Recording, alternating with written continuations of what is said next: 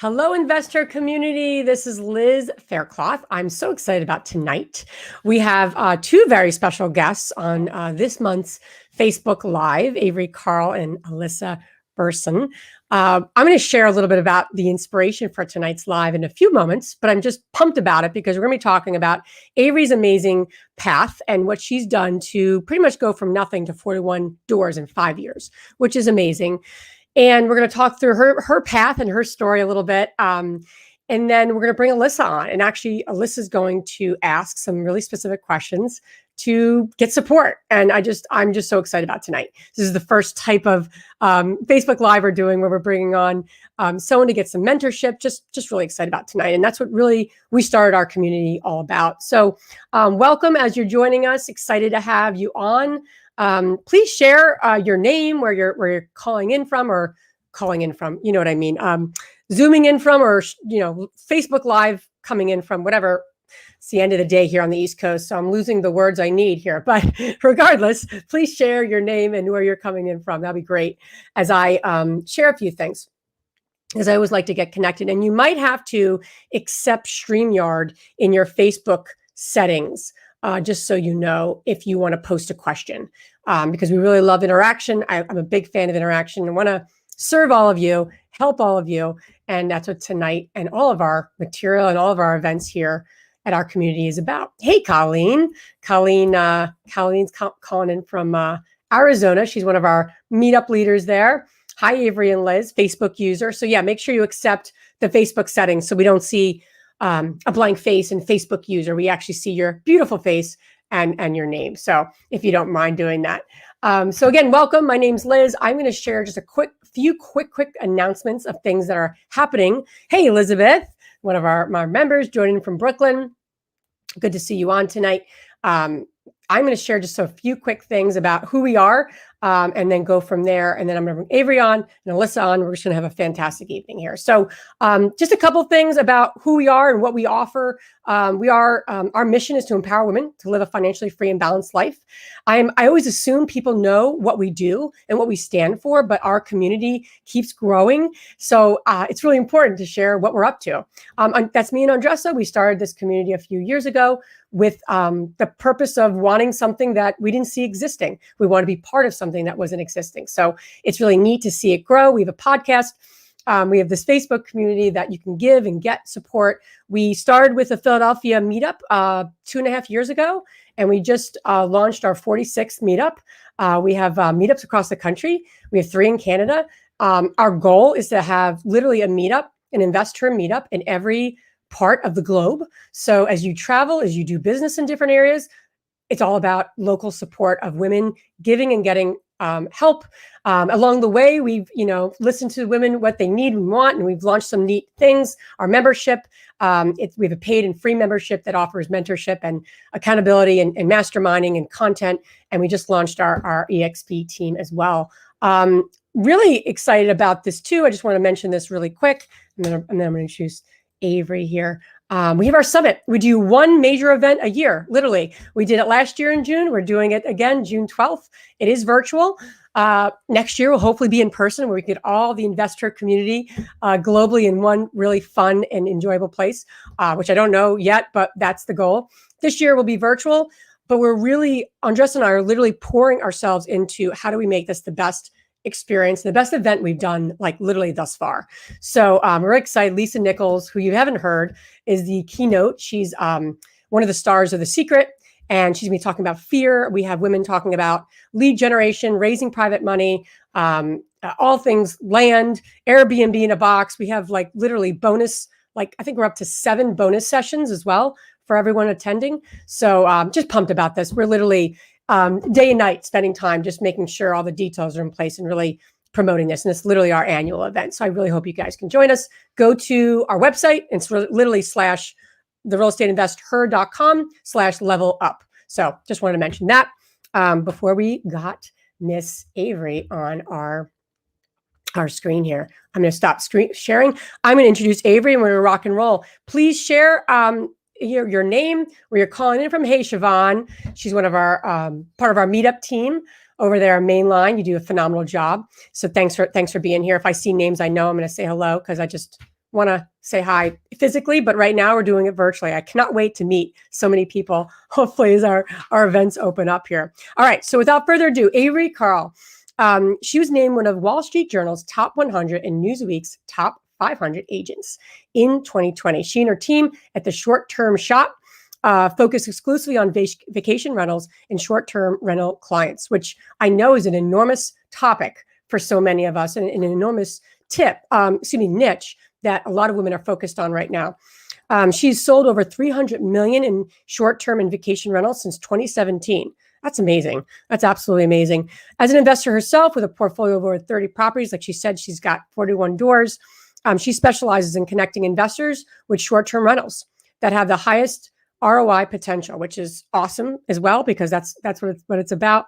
And then she trains them to manage their short-term rentals from their smartphones anywhere in the world. I love that. I'm so excited about having Avery join us. Avery is also one of our sponsors of our InvestHER community. So without further ado, welcome, Avery. Hey, how's it going? Thanks so much for having me. Absolutely. So excited about this. I'm so excited. We have some neat things we're planning together as the year proceeded. And then this opportunity popped up. So I'm going to mention it, and then I'm going to bring Alyssa on in here in a few minutes. But literally, for those who aren't familiar with what's going on here, Alyssa, who we're going to bring on, posted something in our Facebook community. She's got one investment property. She was looking for some mentorship. And Avery, and literally is 150 comments. It's like the most comments in the I think the month, so to speak, that post.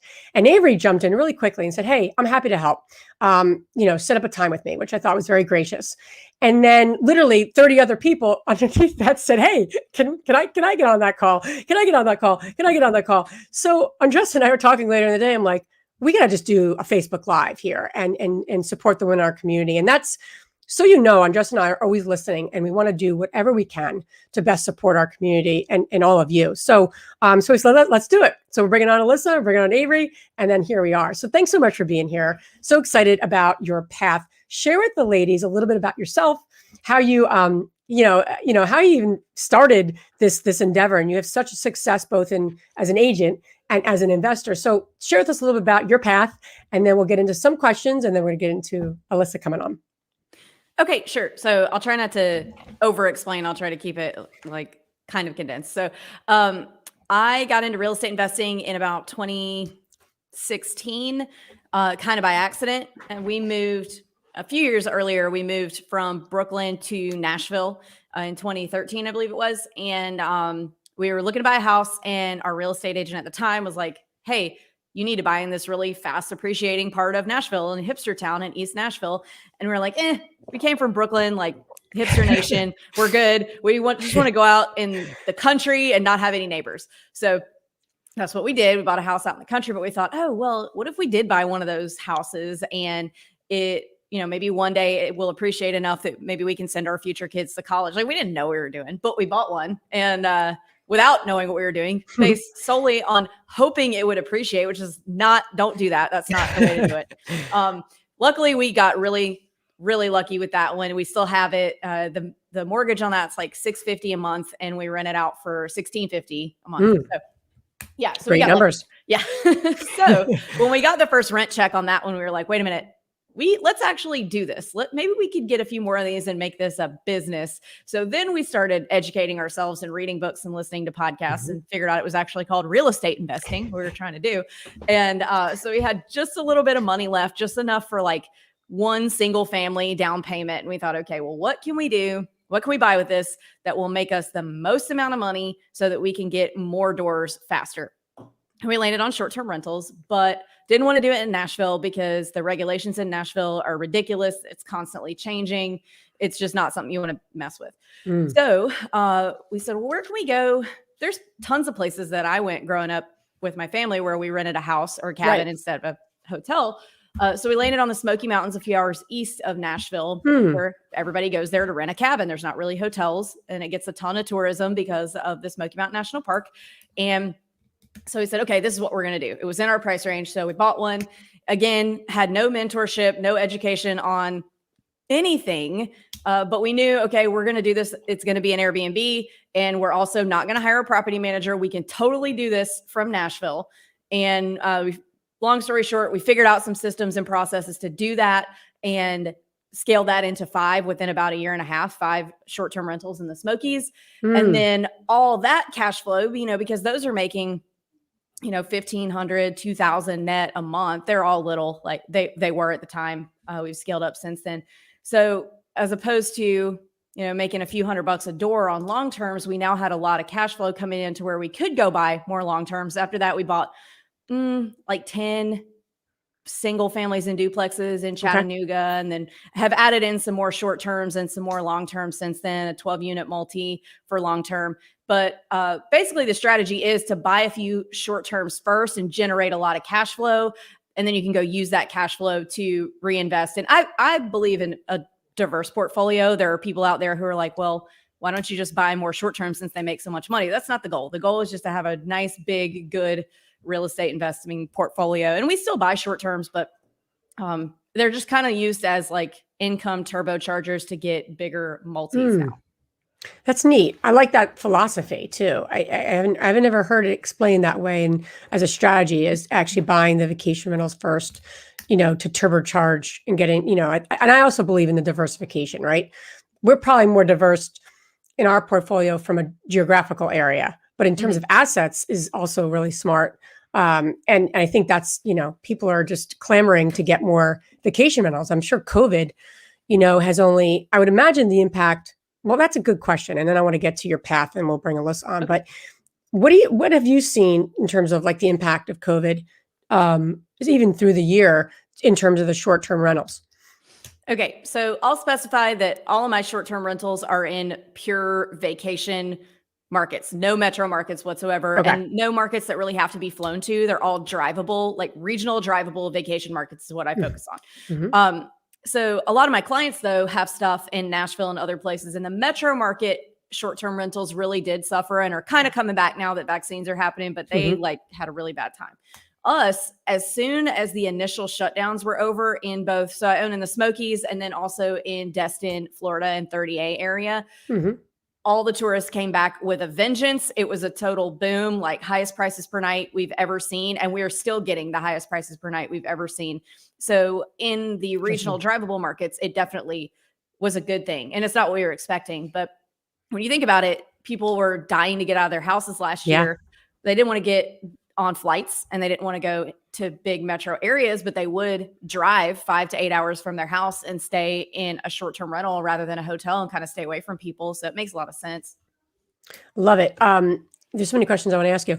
I think that one of the things I think when you see like you went from nothing to 41 doors, there's a lot of things that would have to happen to make that work, right? Money, time, expertise, energy, right? There's like literally probably like 10 things because I know, and just my own experience of scaling. So as you look back and you say, okay, there was a lot of things that I needed to do to make that happen. What would you say are like literally the top 3, if you will, like top things that if you didn't do these things, you wouldn't have scaled from 0 to 41 doors?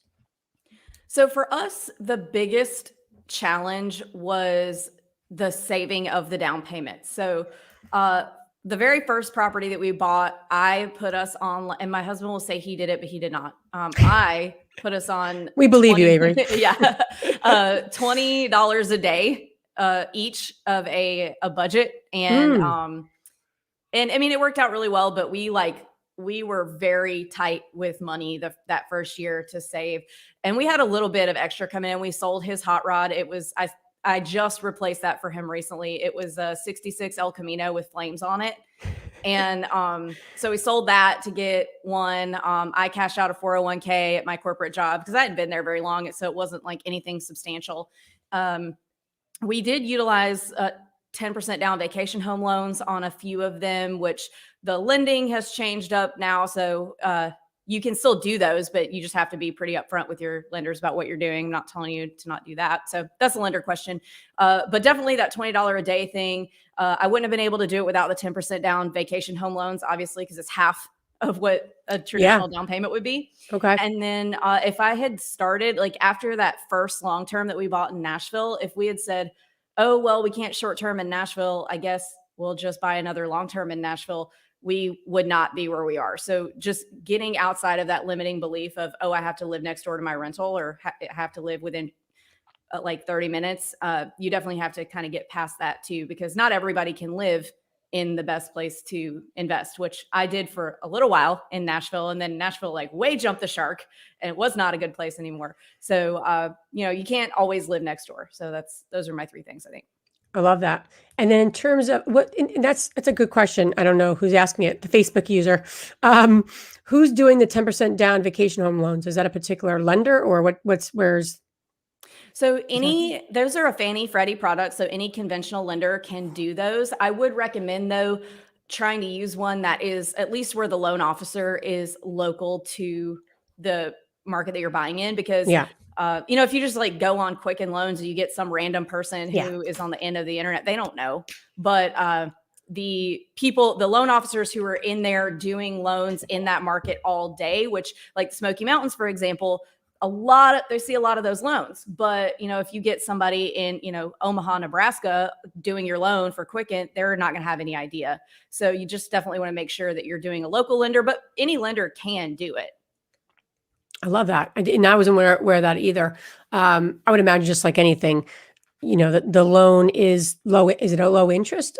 Is it trying to spur, I don't know. I'm just curious. Is it supposed to like have a goal of, I don't know, creating more of a, Well, it's kind of like halfway between a conventional investment loan and, that's actually not a good analogy. It's kind of almost like not an FHA loan, but a primary home loan. So, primary homes, you put less down, less interest. Gotcha. Second homes, also less down, less interest, but not quite as little as a primary home. Okay. And as you scaled and you bought, so your first purchase was a short-term rental. And then was your next one like a long-term or was it another short-term? So very first one was a long-term. Then we did 5 short-terms and then switched to long-terms for a little bit. And then got back into short-terms last year. We bought a few. Okay. I'm just going to throw some questions at you. I didn't even ask if that was cool, but That's you seem totally cool. you seem like totally chill with it. By vacation home loan, are you saying that you would use it as a vacation? There we go. A vacation home and this less percent down. Yes. So there are, again, ask your lender. I'm not giving lending advice. I'm just telling you what I've done in the past. And so you call your lender, say you want to get a vacation home loan. You do plan to put it on Airbnb and Vrbo when you're not there, but you do plan to, those stipulations are you have to intend to stay there for 2 weeks a year. So if you're planning to do that, then there's nothing in the Fannie Mae guidelines that says you can't put it on Airbnb when you're not there, but you do have to stay there some. So that's how you do it. Yeah. And you actually probably do it when it's not really the popular time, right? The least popular time. Yeah. You just go there in the off season. No problem. Yeah, exactly. That totally makes sense. I love it. So quick question about vacation rentals, since that is a place you serve a lot, and then we'll bring Alyssa on. You serve a lot of folks in helping them find vacation rentals, and there's a little bit of a I don't want to say a science, but I would imagine a finesse, right? You want to find the right area that's going to yield the amount that you want to see, and obviously is covering your mortgage and then some. For people who are really familiar with long-term rentals, like my husband and I have been doing long-term rentals for 15 years. Like we're good there. Multifamily, we're good there. But as I looked at like vacation rental opportunities, it was almost like I went back like to day one of my investing career. I was like, how do I make this work? It seems a little like volatile. It doesn't seem like as consistent as I'm used to. So what would you say to the women listening and watching as they navigate and they want to maybe get into buying a vacation rental? What are some common mistakes and how to avoid them? Sure. So I will start with saying that vacation rental analysis is definitely a range. It doesn't fit as nicely into a spreadsheet as long terms. And then also it's much more dependent on the manager, how well they do than the actual property. So what we see a lot in our markets is since we focus at the short-term shop, since we have sales offices only in markets that are what I call mature vacation rental markets. So places where people have basically been doing Airbnbs since well before the internet even existed, like Destin, Florida. People have gone and rented beach houses there since the 60s. And there's not really any hotels. So that's what we focus on. And we focus on those I can get into that later, but the management companies there are as old as the market. So a lot of times they're kind of stuck in their old ways of, what they were doing in the 90s when there was no choice for people who own properties in these markets, but to use them. So they're not using Airbnb. They're not using Vrbo. They refuse to, as a matter of fact, because it's what's putting them out of business. And so a lot of times what I'm getting at is that rental history is a variable. It is not an indication of what the property can do at all. It is what one random person has been able to do with one random property. So what we help our clients with, so there's several tools you can use to kind of figure out what a property should do. So AirDNA is probably the biggest one, and it is a data company that specializes in measuring the performance of short-term rentals. So it's a data scrape of all the properties that are on Airbnb and Vrbo, so you can get kind of a market-wide picture of things. It's not gospel, but it's good enough. Also, some of the pricing tools like Price Labs is something that you use when you're managing your property to price your properties, but it gets a lot of data. It's called, I forgot what it's called, market something. Anyway, whatever. It's on Price Labs. You'll be able to find it. Yeah. It tells you a lot about how properties are priced by size and things like that. And it's actual data. It's not projections. And then you can also, another good way to do it is some of the big national property managers that have a ton of money, like Vacasa, Turnkey, Evolve. They give really good projections because they have access to data that we as regular people just don't have. And then also our big one at the short-term shop that we use, we call it the enemy method, where you get on the platforms that you're looking to use, so Airbnb and Vrbo, and take a look at the neighborhood that you're looking to buy in and look at the other listings there, see what they're doing, what their price per night is, what their cleaning fee is. Can your listing be better than theirs? Do they have crappy pictures? Are they like misspelling things in their descriptions, things like that? And those are your enemies. And so you kind of analyze in real time based on what those guys are doing. So there's you just kind of have to get as many data points as possible and know that it's going to be a range and it's going to kind of depend on you. Like, for example, somebody who has a 5-night minimum stay is going to make less money than somebody who has a 3-night minimum stay for no other reason than that they're just going to have holes in their calendar. So just little nuanced things like that even. So it's a really long answer for. No, I love it. I think what you're saying is really fascinating because, in a lot of ways, when I started looking, I was looking at a few different areas that I didn't even think about how important it was to look at an area that you're calling like it's a mature Airbnb place, where I was talking to different rental offices and saying, hey, because I knew it was a popular area. I know people vacation there. I'm not worried about that. But in terms of the process, they're like, oh, no one really uses Airbnb over here. It's like 1 or 2 places were using it that was local. I was like, that's interesting. No one's really using that. So that's a really fascinating point to actually look for areas that have been using Airbnb and those for a long time from like a maturity perspective. I love that idea. Well, I mean, short-term rentals, not necessarily Airbnb. So most of I'm buying a place right now in Cape Sandblast, Florida. And I think there's only maybe like 20 Airbnb listings out there, but there are tons of short-term rentals. So to me, that's a big opportunity. That I wouldn't necessarily do that as a newbie. Don't do that, but I'm going to be the guinea pig there. So it's also kind of a good thing if the property managers aren't using Airbnb because the market's wide open for you at that point. Yeah, that's true because they're kind of behind times. I love it. I could keep asking. That's why we're going to be doing a lot more things together because I have like 94 more questions. But I want to get Alyssa on here because she's inspired this. Hey, Alyssa. Hey, guys. Or ladies, actually. So excited about having Alyssa on. So she is the inspiration for doing tonight or having tonight's event. And I just love it because it's like, I love that we kind of we're watching this post blow up. We're like, we got to do something. So thank you for inspiring this. She bought her first property, and you can share a little more about you and what you're up to. But you bought your first property about 10 months ago, right? And you also converted your primary residence into a rental. So you have 2 properties, correct? Correct. Awesome. And she posted something saying and I have exactly what she said. She said, looking for an InvestHER mentor who could show me how to scale quicker, even if it's a 10-minute or 15-minute phone call. Poor Alyssa probably didn't think she'd be on a Facebook Live with us like a month later. It's probably going to be a lot longer than 10 minutes. So, but thank you for posting. Thank you for asking what you need. I think that's what this community is all about. And sometimes as women, I don't care how much experience you have, where you are in your experience and tenure, it's sometimes hard to ask for help.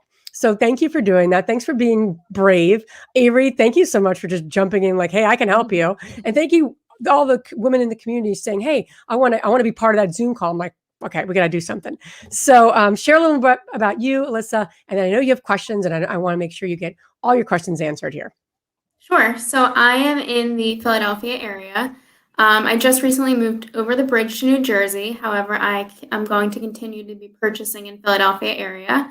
I am a loan officer, so I do residential mortgages, which kind of sparked me to start the investing process. I see everybody else doing it. I'm helping them do it, and I wasn't doing it for myself. So I started investing middle of last year. I bought one property, did it very conventionally. That's just the way my head works. I put 20% down. It did need a little bit of work just so I can get a higher rent. And I put about 20,000 into it cash. And I'm looking to do the same thing. However, now I'm starting to realize if I want to scale quicker, I don't have $40,000, $50,000, $60,000 to be keeping in each deal. The cash flow is great because my mortgage is very low. However, I just can't scale quick enough. I don't have the capital and the cash to do so. So that's kind of what sparked my post on InvestHER community, just looking for some help, looking for some different options and kind of like seeing what other people are doing. I know it's being done. And like I said, I think just my head is just so wired to do conventional 20% down and then pay cash for renovation. So just looking for different viewpoints and how others are doing it. Awesome. Very cool. And I know you mentioned when you and I popped onto the call, you're like, I wasn't even going to post anything. So look what that step created. So very cool. And by the way, we're going to be doing more of this type of mentorship stuff. We're having amazing women like Avery on and ourselves. So if you want to be mentored by one of our amazing women in our community, we actually created an email for it because we're literally going to do these live just for free support, mentorship@therealestateinvestor.com. So this just inspired this neat approach. So you have some specific questions. So why don't I let you do that? And then we'll take questions from women and we'll both support you and help you. Sure. So I guess my first question is like, where do you source your deals? Are you looking on the MLS? Are you getting them off market? I know sometimes people find them on Facebook Marketplace. Where are you sourcing your deals from? So a little bit of both. To be honest with you, I have only personally ever bought one off-market short-term rental. The reason that there's not a lot of short-term rentals off-market is because they're in the markets that I'm in anyway, they are primarily second home and investment properties. So, you get a lot of off-market good deals in metro areas because people are getting in a little financial trouble. They need to unload quickly. These are not that type of asset that people are selling these at retail well before any financial trouble arrives at their actual door. So there's not a lot of distressed properties. We do a fair amount of off-market at the short-term shop, just because we have so many past clients. And then we also, since we do so much volume in sales, we also have really good relationships with here's a little tip, like 3 agents in every market do all the business. And we have really good relationships with the other agents in our market that do. So we get a lot of access to their stuff too. So to answer your question, I personally have only ever done one, but we do a fair amount. Yeah. With regards to sourcing deals, what are you focused on right now? Like, what's your focus? It just depends. So my personal focus right now is my next multi. That very first Nashville single family long-term rental has about $150,000 in equity. So I'm going to pull that out and put that towards a multi-unit, big one, like probably like a $2 million deal. Okay, awesome. So for you, Alyssa, when you say sourcing deals too, like what type of property are you looking for? Who are you looking to serve? What's your, I know it's hard, right? Because you don't have like 50 deals you've done, but regardless, like where's your niche? Where are you finding yourself pulled to in terms of a niche?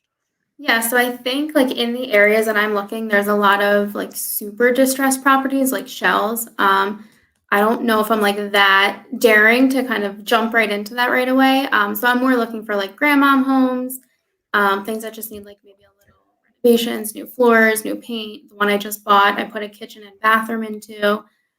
Just like more minor stuff, or even a rent-ready one if the numbers work. And where'd you find your first deal? When did you find the first property? How'd you find it? The MLS. Okay. Yeah. Yeah. And it's, and there's, are you focused on a particular market? Like, I'm thinking like Philadelphia is like, there's a lot of zip codes. There's a lot of sub-markets of Philadelphia because we've done projects there too. We had a multi there. Do you have like relationships, or have you built relationships with like wholesalers and, those sort of folks that might be sourcing? Yeah, I do. I'm focusing mainly on West Philly. I just love Okay. the area. And I do have some wholesaler contacts, but like I said, a lot of them are just like shells, and I don't know if I have the stomach to do that yet. Yeah. So more like rent-ready stuff. Yeah. And it's competitive right now, right? Especially in like the multifamily space. That's where we are as well. I'm sure it's competitive with short-term rentals and vacation homes, Avery, I'm sure. So, there's different things you can do, but I think building a network and finding the person who's the local accountant and the local attorney and the local title company that focuses on that area is something that not a lot of investors do. They're always looking for like the online sourcing, which is one strategy, but like you got to have 3 or 4 strategies now. You got to be trying multiple different things, in my opinion. So I think getting to know local contacts that have people who a local banker in West Philly. These are the people talking to individuals all the time, right? That might be like, so-and-so came in and she's looking to sell her, who knows? So it could be harder if you don't live there, but you still can do it. And that's something that's helped us successfully over the years in terms of sourcing new deals. Okay. Yeah, that's a good point. I've actually thought about maybe like incentivizing my tenant a little bit as well. Like, hey, you live in the area. Great If you idea. talk to any of the neighbors, like let me know if they're looking to sell, I'll give you whatever, $500 or a month free or whatever, some type of incentive for her to come to me with the deal. Yeah, I like that. One of our members, I think it might have been Kristen, she she went around and actually created like a letter and a flyer and just said, hey, I just renovated one of these properties. I'm your neighbor. This is my goals and this is how I'm helping the neighborhood. And if anyone knows anyone that's looking to, sell, I'm here and I'd love to talk to you, or something along those lines. That could also be where you literally just go do some door knocking, introduce yourself. It could be scary. I did a lot of that, early on. And it's like, are these people going to slam the door in my face? Some of them do, but you're nice. You're looking to serve and help and create a win-win, I don't know. Do people do that in the short-term rental space, Avery, ever, in terms of more like door knocking, or is that just not as common? Yeah, not really door knocking because nobody lives there. So. Oh, that's true. Yeah. If it's vacation rental, no one's there. Yeah. I forgot about that. Oh, okay. Well, good. Hopefully you gave you some, but you want to have a few like multi-pronged strategies, especially when it's a little hot market. Good point. Thank you. My next question was, how do you fund them? I guess that's my biggest, stopping point. My biggest roadblock is the fund. So how are you funding these deals? So at first I had to get a little more creative, whether that was, so I talked a little bit about we sold the hot rod. I cashed out a 401k. We did do a HELOC on our primary home for the down payment of one of them. And then 2, we did with a partner, which we just cashed out of that one, or those 2 last year, and took that equity and put them into 2 bigger ones of our own. So doing a partner with short-term rental can be really helpful. And it's structured a little bit differently than a traditional long-term rental. So one person is typically the money person. They put down the down payment and they get the loan in their name. The other person is the sweat equity person, or in our case, we managed them. So we did all the management, and our friend Pavan put down the down payment, got the loan in his name, and we split everything 50-50 after we had what I call like a little mini mortgage with him that was for our half of the down payment. So we paid him that and then once that was paid off, then it was true 50-50 all the way through. Yeah. And in a lot of ways too, there's a lot of different strategies in terms of creative financing. So, it's called owner financing, where people hold the mortgage, the homeowner holds the mortgage. And I know Anna Kelly in our communities really have built her portfolio that way. I'm most familiar with private money. That's how we were able to, because we plateaued as well, and we were just like, can't do much more until we actually try to get some lenders or equity partners. Our first property we did with a private money partner beyond our family and our parents, who by default would have to work with us, not have to, but we did agreements. You always want to do that with people who, because those tend to be your closest, and people are going to trust and like you, right? People that don't know you aren't kind of like, hey, let's go partner on a deal. Those are the people that you do naturally start with. Avery, the person you're speaking of, was this a friend or someone you knew really well? It was a friend. So my husband, Luke, is a classic rock DJ on Sirius XM. And that's awesome. Yeah. That's why you have the Guns N' Roses t-shirt and you're up. Okay. Yeah, we're rock like, and that's an rollers awesome shirt. Yeah, we're big time rock and rollers. Sorry about the blinds on my face now. So he hosts a lot of, like, they do the themed cruises where they have a bunch of 80s bands play. And it was just a friend of ours that we met on one of those, and he owned a bunch of short-term rentals. I think we had two at that point in the Smokies, and he owned a bunch of them in Siesta Key, Florida. So we just kind of got to talking, and he was like, oh, I've never heard of the Smokies. And then, we were friends with him for probably a year or two before we invested together, but now he's got a ton of them in the Smokies. And so it was a friend who kind of knew the business. I have not done the route of private money or partnering with someone who didn't already kind of know the short-term business. So I can't really speak to that, but it was definitely a friend. Yeah. And that's, I'm also a big fan of like getting a track record, right? Getting some deals under your belt before, so you have something to bring to the table, and you're building that, Alyssa, which is awesome. The other thought is, do I go on to the loan where I'm sourcing a line of credit or, a HELOC? Do you have any are your properties leveraged or not? Or where, do you have any room there where you could do potentially like a refinance and pull some money out? Or is that an opportunity? Yep. So I actually just started an application for a HELOC on the investment property. Great. So I think we could pull out like 40,000. So that'll definitely help to like buy another one with the down payment. But then after that, I'm kind of tapped out again. Yeah. But now you have your third property, right? So, and as you build your track record, start documenting all the great things you're doing and start sharing it with people. Because often I'll talk to women all the time, and especially because I run our meetups, and they're like, I have 20 doors. I don't know much. And I don't know if I'm experienced enough to run a meetup. I'm like, you're completely underselling yourself. If you have one property, it's more than most people, right? So, so I say that because I think most women they don't think they know enough or have enough of a portfolio to share it with people. So as you're doing what you're doing, share it with people around you, not from like a, hey, invest with me perspective.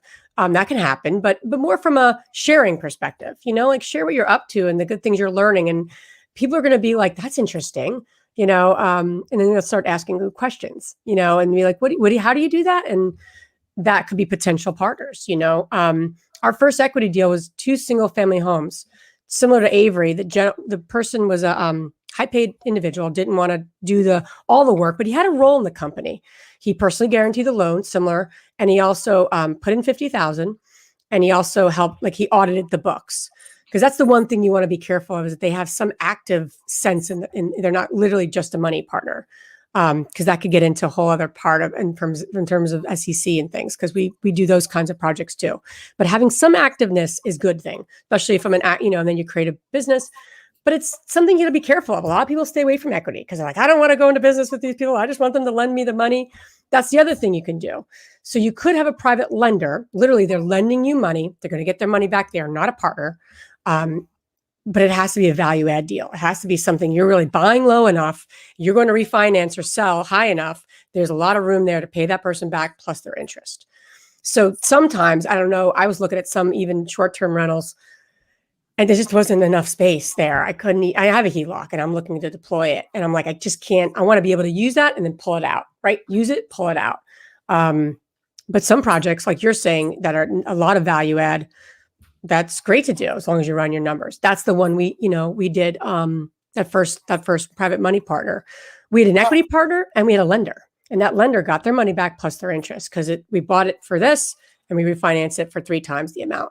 So You could use a lender, you could use a partner, but you just want to kind of do your homework and keep talking to people what you're doing. Look into owner financing as well, seller financing. I can't tell you a ton because I haven't done a lot of it. That is an enormous strategy that a lot of people use, where they're kind of holding the paper. They're the bank, but it's another creative way to get into properties without a lot of your own money. Okay, awesome. And it's actually funny that you just mentioned, like, talk about it, tell people what you're doing. Like, they're going to start to ask questions. My husband was doing this way before I was, and I think he has 9 or 10 doors now. And he started to talk about it, and now he has friends, family, everybody's coming to him like, we want to be a part of it. What can we do to be a part of this? Like, so now people are like not throwing money at him, but like they want to be a part of what he's doing, and they want to invest with him. So it's kind of awesome. Yeah, and sharing with people like your why. Obviously you're investing, right? You want to build wealth, you want to help a lot of people, but like, what's your unique why? And everyone has that unique why. Got some questions here. I want to pop in here too as you're asking some questions. We got a short-term rental question. Is there a lot of competition for short-term rentals to the point where people are bidding properties up to prices that don't make sense? I know we're seeing a lot of that in long-term rentals. That's true. What do you think, Avery? Yeah. So I always tell my clients the way that the market is right now, you have to run your numbers based on what you are able to get the property for. So if the property is listed for 500 and the numbers still work up to 550, well, then by all means bid up to 550, escalation clause. Don't just go straight to 550. But if the numbers only work up to 445 and there's 10 offers on it, maybe just move on and wait till the next one. So you do have to be a little bit selective, but because these are still not commercial properties, they still have to appraise based on the closed comps around them.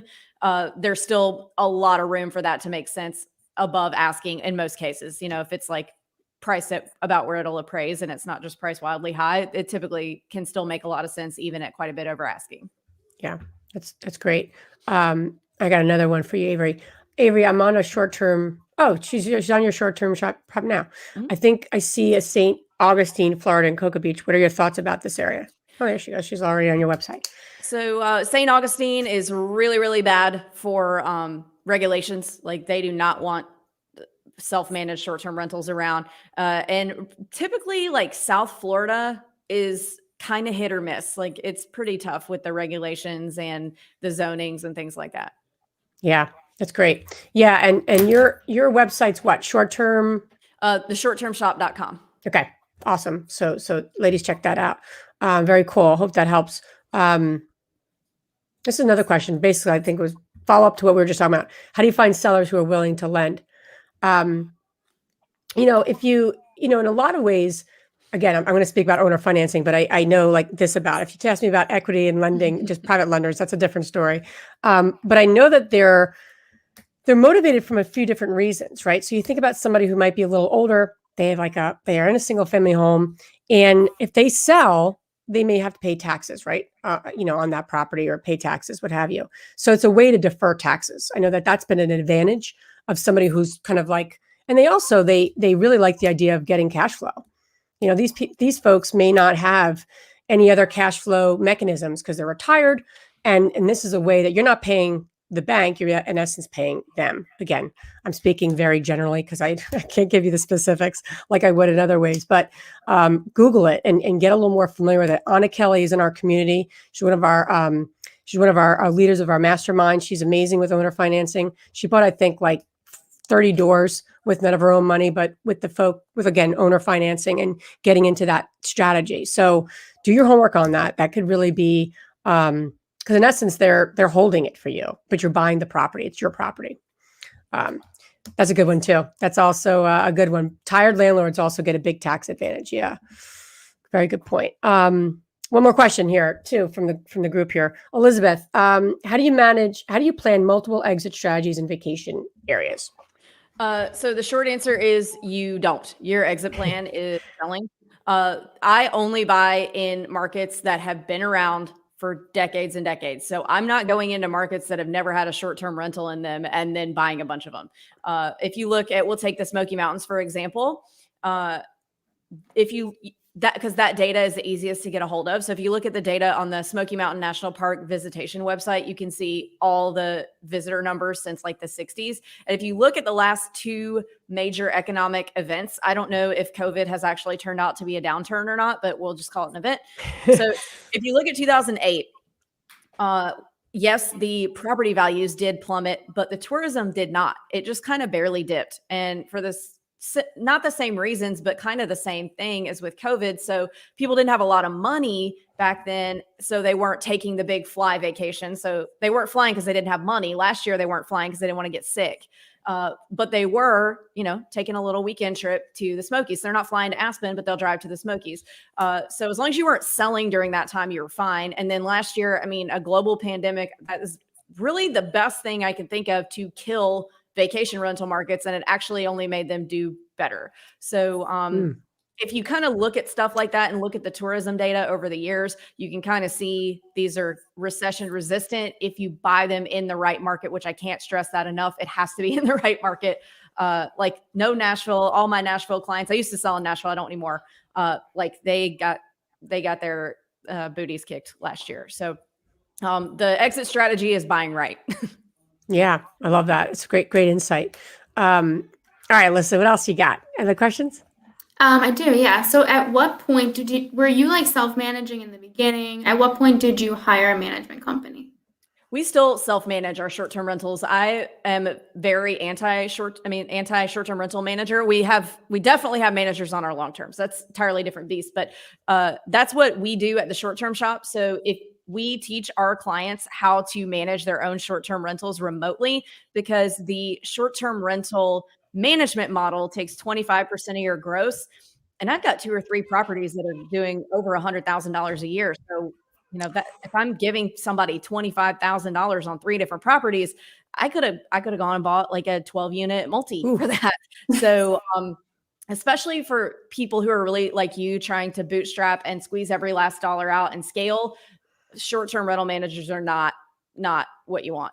And it is really easy to manage a short-term rental remotely. It takes about 30 minutes a week. And it's really also, again, just kind of getting outside of that limiting belief that like you don't have to be next to it. There's really, in the grand scheme of things, it's probably just a liability for you to go over there and insert yourself into an emergency situation if they were to have one. So I tell people I do the same thing. Like if a toilet breaks in here, I'm going to call somebody. If a toilet breaks in my place 1,000 miles away, I am also going to call somebody. So it's just kind of changing that mindset of like, you have to do it yourself. You can do everything remotely. Everybody's working in all of their jobs remotely right now. You can manage a short-term rental remotely too. Yeah. And that's a great way to think of it. You could also, we self-managed for 8 years before we hired our first third-party management company. And that was only because it was 2 hours from our house. So we physically couldn't go. We were by default had to hire someone. But I think it has a lot to do with people get into the business of investing because they want to build wealth. They want to build passive income. They may not always be like, I'm dying to, show units and take calls all day. It's a lot. Property management's tough work. Especially if I only speak from like a long-term perspective, it's tough work. I think though, when you self-managed, especially when you're self-managing and building a portfolio, you're learning the business, right? You're learning how to, eventually, if you want to, find a third-party management company. But it comes back to time, energy, experience. I know people who have 100 units and they self-manage them. They're highly organized. They have a process. They have a system. They do it all from their phone. Like they got it down to a science. We were about 100 units and we were at the point where like, this isn't working for us and it makes more sense to hire someone. But when you do hire someone, you'll know what questions to ask. You'll know how they should be treating your property. I think again, there's all different philosophies, but it's tough when you don't know much about managing a property and then you hire someone. They're going to tell you what you want to hear. Then they're never going to take care of your property like you would. However, you'll know how to structure it. We have weekly calls with our property managers. We go up there constantly, not every day, but we're seeing our properties, right?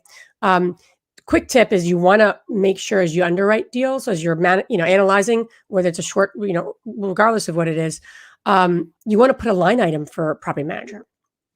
So if you start self-managing, now you have a line item that you have at least have a budget, whether you pay yourself or you put it into the property. I always like to say 10%, go high. And because you'll never know depending on the size of the property. If it's a duplex, they may charge you that. If it's larger, they may charge you less. That's usually, I know for so many years we were self-managing because we needed to. We had to. We didn't have the money to hire a third party because we bought too high and we knew we needed to do it. Plus, in hindsight, I'm happy we did it. But just keep that in mind as you're underwriting. Put a line item in there as you're analyzing, because you'll always give yourself a cushion. If you ever get to the point where like, this isn't my highest and best use of time, I want to hire this company now that I'm at this amount of doors. I hope that helps. Awesome. Yeah, I have been adding it in. I mean, I kind of enjoy it. I like when tenants text me, as weird as that sounds. I mean, I send them like birthday cards and Awesome. like we're close. So I enjoy that part of it. I just fear that at one point it might not be doable. And like you said, maybe my time is better used elsewhere. So that's why I was just wondering, like, if there was ever a point where you were like, it's too much, I can't handle this any longer. Well, if you're building and you're writing everything down, do that. Write these things down, because you could have a VA helping you. You can have, different folks helping you and say, okay, I'm at this point, I'm at 10 doors. Now, what is taking the most amount of time? Leasing. Okay, where can I get some help there? Or whatever that, maybe the most amount of time and the least enjoyable for you, but you're still self-managing and keeping that. So then you can pay that fee to that person, So there's all different ways. There's not one way. It's got to work for you though. Like I said, I know women who have big portfolios and they self-manage and it works for them, Okay. So. Awesome. And I have one last question for you, Avery. Now you have my head thinking maybe to look into some like short-term rental options, maybe to grow my cash a little bit. What do you see? Like, do you see a difference in wear and tear on short-term versus long-term rentals? Yes, actually, my long terms are in much worse shape than my short terms, because the short terms is kind of the opposite of what you would think. So the short terms are getting professionally cleaned 2 and 3 times a week. And those people are also telling me, hey, this thing looks broken. You should fix it. You should maintain this. Whereas my long-term tenants are doing God knows what in there for a year or two or however long. So typically when a long-term tenant moves out, I know I'm going to have to do full paint, probably change the carpet, and maybe some other things depending on how good or bad they were. So I have to say short terms stay better maintained and the guests pay that. So yeah, okay. That's great. I'm glad I asked that, because it's not the answer that I was expecting. Yeah, it's the opposite. It's the opposite of what most people think. Well, to your point, Avery, do you find that I've used it different, when we've traveled and I'm like, I didn't use half the things that were there, right? You're out visiting wherever you have come to visit. So is that part of it too? Just that the very nature of like cooking in, you don't want to cook in when you're away. You want to go out to dinner. Is that part of it just because it's in the nature of vacationing and enjoying yourself? So I think you definitely want to have like the basics in the kitchen, like a set of pots and pans, and you never know what people are going to want to cook or not cook. But I think a lot of people, when they get into short-term rental investing, get kind of caught up in, I'm going to leave them a gift basket and I'm going to leave them wine and I'm going to write them a note. And the bottom line is, I don't want to like crush anybody's hospitality dreams. The guests don't care. They don't care. They're not going to thank you for it. As a matter of fact, they're probably going to just be like, this isn't my favorite kind of cookie, or like, they're just not going to care. So there's no point in adding a bunch of steps to your process for people. Just you give them a nice place to stay, like a hotel. You want it to be exquisitely clean, beautiful, nice place to stay, but you don't have to go overboard with all the personal touches. You really don't. I think that's kind of an early adopter Airbnb thing of when people were mostly just renting rooms in their house and they were just trying to be cool and make people like it. And now it's like, this is very much a hotel. Nobody's going to be bothering you. Like, you don't need a handwritten note from us. And it is nice to have like a small personal touch if you want to, but don't get caught up in it. And also I heard one horror story from my friend in Texas who had like, some kind of granola bars that were totally wrapped like from the grocery store. Some person's kid had an allergy and ate one of the granola bars. And it was a whole thing. It like just, Jeez. Yeah. So don't add too many steps to your process just to try to make it special. They're on vacation. It's going to be special to them, whether you leave them a note or not. I love that. That's a really good insight. Not the insight I've always heard. So that's really, really good advice. So before we go, there's 2 things. Avery, I want you to share, where can the ladies in our community learn more about you, connect with you, and all the great things you're doing. And then I have a question for you, Alyssa. Cool. So you can find me at theshorttermshop.com. Email address is on there, or Instagram, on Instagram a lot, at the short-term shop. And if you want to be a client, if you think you want to buy in one of the markets that we're in, there's just a schedule a consultation button on the short-term shop website. Awesome. And Avery, we're going to be doing a lot more with Avery. I'm excited about throughout this year. So we're going to have her back on for some webinars and more Facebook Lives. So stay tuned because she's got a lot of wonderfulness to share. And thank you again for being part of this tonight and just jumping in to help. That was really cool. Alyssa, with anything that I'm up to, and I'm sure Avery, you're like this too. What are you going to do as a result of tonight? We spend an hour together, and hopefully Avery's giving you some great ideas, and I, throw some ideas in there regardless. But what will you commit to doing? Because the last thing we wanted to do is just to kind of make this like, something, and then everyone goes away from it and like, oh, that was interesting. We want you to do something with what we're sharing and really want you to take action. And then we're going to follow up. That's the best thing is like, did you do what you said you're going to do? You and I are emailing with each other. So that's what this community is about, right? Holding each other accountable. So I'll ask that to you. And it could be as small or big, doesn't matter. It doesn't have to be this monstrous thing, right? I don't want you to get crazy, but whatever works for you. But in the next week, what are you going to commit to everyone that's watching and going to watch this live? What are you committing to doing? I actually wrote it down so I know to do it. Okay. I am going to immerse myself more into the areas that I want to be investing in. I love West Philly, but I don't even know why I love it. I don't really know much about the area. I don't really know the neighborhoods. I don't know. I know one neighbor. That's it. So that's what I really want to do. I want to more immerse myself and more educate myself on the area, and hopefully along the way make some better connections and maybe potentially get some off-market deals from it. Okay. Awesome. Well, thanks for like initiating all this and inspiring it. Really appreciate you asking, raising your hand and asking for help. And I think that was a great lesson for all of us. Right. And Avery, thank you again for being on here. So much chatter and conversation on our site about vacation rentals. And so just excited to have such an amazing resource like you and your team, to be on this journey with us. So thank you. Yeah. Thank you so much for having me. Anytime. Yeah, appreciate it. Thank All right, you. everybody. Thank you. Go Alyssa. You got some go Alyssas here, Elizabeth said. So we're behind you there, Alyssa. We got your back. We want to hear an update in a week. We want to hear an update on our Facebook community. I will post it. And tag me and Avery, okay? I will. Thank you so much. All right, everybody. Have a great night. Thank you so much.